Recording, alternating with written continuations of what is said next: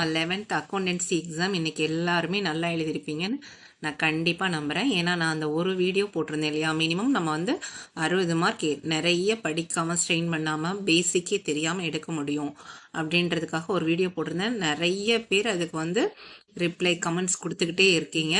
உண்மையாலுமே ரொம்ப சந்தோஷமாக இருந்தது. அதுலேயும் நிறைய ப்ரைவேட் ஸ்டூடெண்ட்ஸ் தான், அவ்வளோ பேர் வந்து எனக்கு நிறைய ரிப்ளை பண்ணிக்கிட்டே இருக்கீங்க. உங்களுக்கு ரொம்ப யூஸ்ஃபுல்லாக இருக்குன்றது எனக்கு ரொம்ப ரொம்ப சந்தோஷம். சரி, இன்றைக்கி எழுதின இந்த எக்ஸாமோட ஆன்சர் பார்த்துட்டு இதுலேருந்து உங்களுக்கு எவ்வளோ மார்க்ஸ் நான் சொன்னதில் வந்திருக்கு அப்படின்றத கொஞ்சம் பார்த்துடலாம். 1ஆவதுக்கு ஆன்சர் ஏற்றுக்கொள்ளப்பட்ட கணக்கியல் கோட்பாடுகள், 2ஆவதுக்கு வந்து பணியாளர், 3ஆவது வந்து அனாமத்து கணக்கிற்கு, 4ஆவது இறுதிச்சரக்கிருப்பு என்பது ஒரு நடப்பு சொத்து, 5ஆவது பெரிய நடுத்தர வணிகம், 6ஆவது வணிகத்தால், 7ஆவது இடாப்பு, 8ஆவது நிதிநிலை இணை, 9ஆவது பொறுப்புகள் சமம் சொத்துக்கள் கூட்டல் முதல். ஏன்னா இவங்க என்ன கேட்டிருக்காங்க, கணக்கியல் சமன்பாட்டின்படி சரியாக இல்லாதது. மீதி 3மே சரி, இது 1 மட்டும்தான் தவறு. அடுத்து தேய்மானம் ஏற்படுவது, 3 ஆன்சருமே கரெக்டு தான். அதனால் அ மற்றும் இ. 11ஆவது மட்டும் உங்களுக்கு வந்து புக் இன்சைட்லேருந்து கேட்டுட்டாங்கம்மா. வியாபார மற்றும் லாப நட்ட கணக்கு டேஸ் இயல்பினை உடையது. வியாபார கணக்குலேயும் சரி, லாப நட்ட கணக்குலேயும் சரி, ரெண்டுலேயுமே நம்ம வந்து செலவு நட்டங்களை பற்று வைக்கணும், வருமான ஆதாயங்களை வரவு வைக்கணும். அப்போ அது என்ன விதியை ஒத்துள்ளது? பெயரளவு விதி. அதனால என்ன கணக்கு வரணும்? பெயரளவு கணக்கு. இது புக் இன்சைடில் உங்களுக்கு நினைவில் கொள்ள வேண்டியவை சொல்லி கொடுத்துருக்காங்க பாக்ஸில், அதுலேருந்து கேட்டுட்டாங்க. அடுத்தது இதுவும் அப்படிதான், கொஞ்சம் கன்ஃபியூஸ் பண்ணியிருப்பீங்க ஒரு சில ஸ்டூடெண்ட்ஸு. தேய்மான விகிதமானது சமமாக இருக்கும் பொழுது நேர்கோட்டு முறைப்படி உள்ள தேய்மான தொகை மற்றும் குறைந்த செல் இருப்பு முறையுடன் ஒப்பிடும் பொழுது அப்படின்னு கேட்டிருக்காங்க. நீங்கள் வந்து நேர்கோட்டு முறைப்படி எவ்வாறு இருக்கும் அப்படிங்கிறத கரெக்டாக யோசிச்சிருந்தீங்கன்னா இது கரெக்டாக பண்ணியிருப்பீங்க. ஆன்சர் என்ன வரணும்னா, முதலாண்டில் சமமாகவும் பின்வரும் ஆண்டுகளில் அதிகமாகவும் இருக்கும். நேர்கோட்டு முறை எவ்வாறு இருக்கும்? நேர்கோட்டு முறைப்படி உள்ள தேய்மான தொகை குறைந்த செல் இருப்பு முறையோடு ஒப்பிடும்போது இது எப்படி இருக்குன்னு கேட்குறாங்க. அப்போ குறைந்த செல் இருப்பு முறை என்ன ஆகிட்டே இருக்கும்? குறைஞ்சிக்கிட்டே போகும். அப்போ இதை கம்பேர் பண்ணும்போது பின்வரும் ஆண்டுகளில் எப்படி இருக்கணும்? அதிகமாக இருக்கும். அடுத்தது, கீழ்கண்டவற்றுள் எது சரியாக பொருந்துகிறதுன்னு கேட்டிருக்காங்க. வராக்கடன் பாருங்கம்மா, கடனாளிகளால் ஏற்படக்கூடியது தான் வராக்கடன், அதனால இது தப்பு. அடுத்தது தேய்மானம். தேய்மானம் அப்படின்னாவே எந்த கணக்கில் தான் பதிவு செய்யணும்? லாப நட்ட கணக்கில் தான் பதிவு செய்யணும். அது வியாபார கணக்கு கொடுத்துட்டாங்க. அடுத்து இறுதி சரக்கிருப்பு அப்படின்னா வியாபார கணக்குலையும் போடணும், இருப்பு நிலை குறிப்பிலையும் போடணும், ஆனால் லாப நட்ட கணக்கு கொடுத்துட்டாங்க. ஸோ இந்த 3ம் தப்பு. இந்திய வருமான வரி சட்டம் 1961 தான் சரியான விடை. அவங்க கேட்டது என்ன? எது சரியாக பொருந்துகிறது? அடுத்தது, குறிப்பிட்ட காலத்திற்கு புலனாகாத சொத்துக்களின் அடக்க விலையை நம்ம ஒதுக்கீடு செய்கிறது நம்ம என்னன்னு சொல்லுவோம் அப்படின்னா போக்கெழுதுதல். இது புக் இன்சைட் 1 மார்க்லேருந்து இதுவும் கேட்டுட்டாங்க. அடுத்தது, இதுக்கு லாப நட்ட கணக்கில் பற்று வைக்க வேண்டும். சிறிய செலவினங்களை பதியும் ஏடு சில்லறை ரொக்க ஏடு. வணிகம் நீண்ட காலம் தொடர்ச்சியாக நடைபெறும்னா நிறுவன தொடர்ச்சி கருத்து.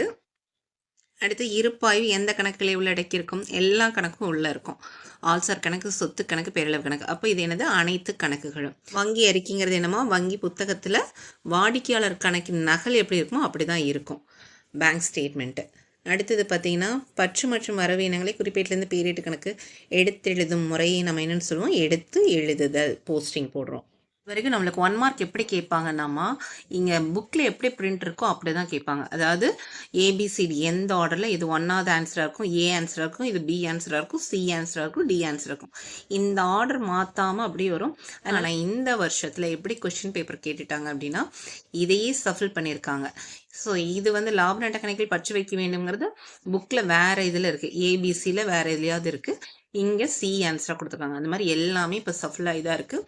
ஸோ அக்கௌண்டன்சி பொறுத்தளவுக்கு 1 மார்க்கும் நீங்கள் கேள்வியை வச்சு கரெக்டாக படித்து ஆன்சரையும் படித்து புரிஞ்சிருந்தால் மட்டும்தான் முழு மதிப்பெண் பெற முடியும் அப்படின்ற மாதிரி இப்போ கொஷின் பேப்பர் வந்துருச்சு. அடுத்து 2 மார்க்கில் சொல்லியிருந்தேன்ல, கணக்கியல் வரைவிலக்கணம் அல்லது கணக்கீடு பராமரிப்பு 2ல் 1 வரும்னு சொல்லியிருந்தேன், அது வந்திருக்கு. அடுத்தது, கணக்கியல் முறையின் பொன்னான விதிகள் 3 மார்க்கில் கேட்பாங்க. இந்த தடவை இதை 2 மார்க்கில் கேட்டாங்க, பரவாயில்ல. அடுத்தது பார்த்தீங்க அப்படின்னா, பற்று பத்தியில் இடம்பெறுமா வரவு பத்தியில் இடம்பெறுமான்னு கேட்டிருக்காங்க. ஸோ இதில் பார்த்தீங்கன்னா, கடனீந்தோர் வரவு, அரைகலன் பற்றிருப்பை காட்டணும், தள்ளுபடி அளித்தது பற்றிருப்பை காட்டணும், வங்கி மேல்வரி பற்றி வரவிருப்பை காட்டணும். 32வது கணக்கு, ஆல்சாரா சொத்தா பெயரளவா? அப்போ வங்கிங்கிறது ஒரு நபர், அதனால என்ன கணக்கு? ஆல்சார் கணக்கு. கவிதா ஒரு நபர், ஆல்சார் கணக்கு. தள்ளுபடி பெற்றது வருமானம், அதனால பெயரளவு கணக்கு. கொள்முதல் செலவு, அதனால் பெயரளவு கணக்கு. விற்பனை வருமானம் பெயரளவு கணக்கு. கொடுபட வேண்டிய கூலி ஒரு குரூப்புக்கு கொடுக்கணும், அதனால் இது ஆல்சார் கணக்கு. இது 35வது கணக்குமா இருப்பாய்வு தயாரிக்கும் கொடுத்துட்டாங்க. இந்த தடவை இருப்பாய்வு பாருங்க, 5 மார்க்லேயும் ஒன்று கேட்டுட்டாங்க, 3 மார்க்லேயும் ஒன்று கேட்டுட்டாங்க. உங்களோட லக்கு. வங்கி கடன் பொறுப்பு, அதனால வரவு. செலுத்தற்குரிய மாற்றுச்சீட்டு வரவு. சரக்கிருப்பு பற்றில் போடணும், முதல் வரவில் போடணும், கொள்முதல் பற்றில் போடணும், விற்பனை வரவில் போடணும், கடனாளிகள் பற்றில் போடணும், வங்கி பற்றில் போடணும். அடுத்து தனிப்பத்தி ரொக்கேடு சொல்லியிருந்தேன்ல, அதுலேயும் ஒரு 3 மார்க் கணக்கு நமக்கு வந்துருச்சு. அதுக்கப்புறம் 38வது வங்கி சரிகட்டும் பட்டியல் சொல்லியிருந்தேன். வங்கி அறிக்கையின்படி பற்றிருப்புனா மேல்வரை பற்றுன்னு அர்த்தம். அப்போ மேல்வரை பற்றுனா செலுத்திய காசோலை இன்னும் வசூலித்து வரவு வைக்கப்படாதவினா கழிக்கணும். இணைய வங்கி மூலம் செலுத்திய தொகை 2000 ஏட்டில் பதியில் அதையும் கழிக்கணும். ஸோ இந்த 2500ஓட இந்த ரெண்டையும் கழிக்கணும். ஸோ மைனஸ் மைனஸ் என்ன ஆகிடும், ப்ளஸ் ஆகிடும். இப்போ 10 ரெண்டும் 12,500. 2500லேருந்து கழிச்சோம் அப்படின்னா மேலே சிறிய எண்லேருந்து பெரிய எண்ணை கழிக்க முடியாது. அப்போ ரிவர்ஸில் போட்டு கழிக்கணும். 12,500ல் 2,500 கழிச்சோம் அப்படின்னா 9,500. ரிவர்ஸில் போகிறதுனால இங்கே மேல்வரை பற்றா இருக்கிறது இங்கே இருப்பாக மாறிடும். ஸோ நீங்கள் ரொக்கையீட்டின்படி மேல்வரை பற்றுன்னு எழுதியிருந்தீங்கன்னா உங்களுக்கு கண்டிப்பாக இதுக்கு 1/2 மார்க் குறைச்சிருப்பாங்க. நீங்கள் ரொக்கையீட்டின்படி இருப்புன்னு சொல்லி 9,500 போட்டிருந்தா இதுக்கு ஃபுல் மார்க் கிடைக்கும். அடுத்து 42வது முதலினமா வருவாயினமா கேட்டிருக்காங்க. தணிக்கை கட்டணம் அடிக்கடி கொடுப்போம், அதனால வருவாயின செலவு. தொழிலாளர் நலனுக்காக செஞ்சுருக்கோம், இதை அடிக்கடி செய்வோம், அதனால வருவாயின செலவு. வாகனத்துக்கு பராமரிப்பு செலவும் அடிக்கடி பண்ணுவோம், அதனால இதுவும் வருவாயின செலவு. பழைய இயந்திரத்தை வாங்கி உடனே பழுது பார்க்குறோம், அதனால முதல் முறை பண்ணுறோம், அதனால இது திரும்ப திரும்ப பண்ண மாட்டோம். வாங்கின உடனேயும் பண்ணுறதுனால இது வந்து முதலின செலவு. ஆலை வாடகை செலுத்துகிறோம், இது வருவாயின செலவு.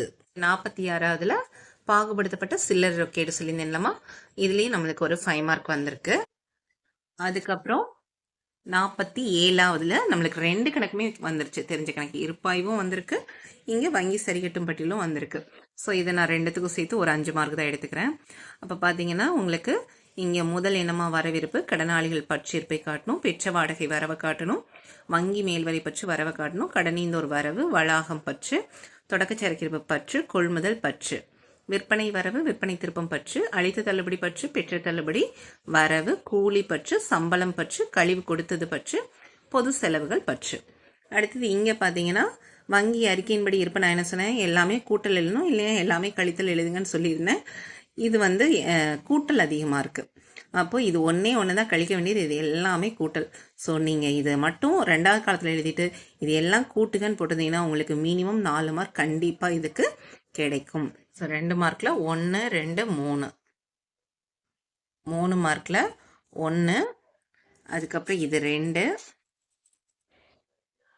இது 3, இது வந்து 4. மொத்தம் இதில் 4 கணக்கு நமக்கு தெரிஞ்சிருச்சு. அடுத்து 5 மார்க்கில் பார்த்தீங்கன்னா 42ல் 1, 46ல் 1, 47ல் 2மே தெரியுது, இதுலேயும் 1 தான் எடுத்திருக்கேன். அப்போ மொத்தம் எத்தனை 5 மார்க் நமக்கு தெரியுது, 3 5 மார்க்கு. ஸோ அதுதான் இங்கே போட்டிருக்கேன். 2 மார்க் கேள்வியில் நம்மளுக்கு 3 தெரிஞ்சது, அதுக்கு 6 மார்க்கு. 3 மார்க் கேள்வியில் 4 தெரிஞ்சது, நம்மளுக்கு 12 மார்க்கு. 5 மார்க்கில் ஒரே பாட்டில் 2 47ல் 2ம் தெரியும், நான் அது 1 தான் எடுத்திருக்கேன். இப்போ மொத்தம் 3 கணக்கு தான் எடுத்திருக்கேன். அப்போ 5 3 15. இப்போ இதை கூட்டி பார்த்தீங்கன்னாவே எவ்வளோமா 33. 1 மார்க் 20ல் நீங்கள் எப்படி போட்டிருந்தீங்கனாலும் மினிமம் ஒரு 10 கிடைக்கும், இன்டர்னல் ஒரு 10. ஸோ இங்கே எவ்வளோமா மார்க் வருது, 53 மார்க்.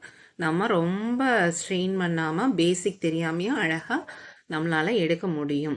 ஸோ இதில் இன்னும் 1 மார்க்கில் மார்க் ஏறி இருந்தாலோ அல்லது நான் இன்னும் குறிப்பிட உங்களுக்கு தெரிஞ்ச மற்ற கணக்கு தீரி நான் அதெல்லாம் எதுவுமே சொல்லலை. ஸோ அதெல்லாம் நீங்கள் எழுதிருந்தீங்கன்னா மினிமம் ரொம்ப படிக்காமல் கூட 70 மார்க் உங்களால் எடுக்க முடியும். அந்த வீடியோவில் எல்லாமே இது எல்லாமே கவராக இருந்திருக்கும். உங்களுக்கு யூஸ்ஃபுல்லாக இருந்ததில் எனக்கு ரொம்ப ரொம்ப சந்தோஷம். வாழ்த்துக்கள்.